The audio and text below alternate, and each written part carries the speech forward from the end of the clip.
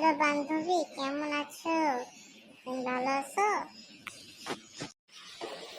হ্যাঁ, আমি ভালো আছি। তুমি কেমন আছো? কি করতেছো তুমি? আমি আমাদের ছোট বন্ধুদের জন্য একটা গল্প ভাবতেছি।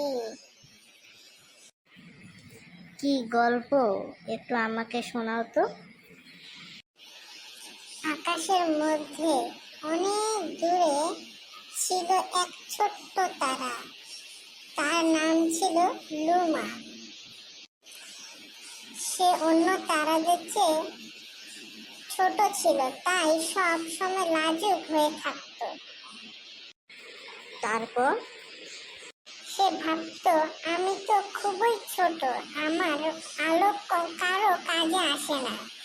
ফিসফিস করে বলতে লুমা।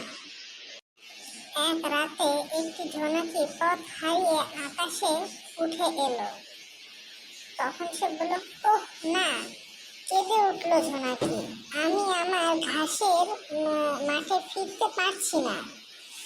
লুমা সাহায্য করতে চাইলো, কিন্তু ভাবলো যদি আমার আলো খুব দুর্বল হয়। তবুও সাহস জোগাড় করে সে তার সমস্ত আলো দিয়ে ঝিকমিক করলো। জোনাকি সেই কোমল আলো দেখে নিরাপদে নিজের পথে ফিরে গেল।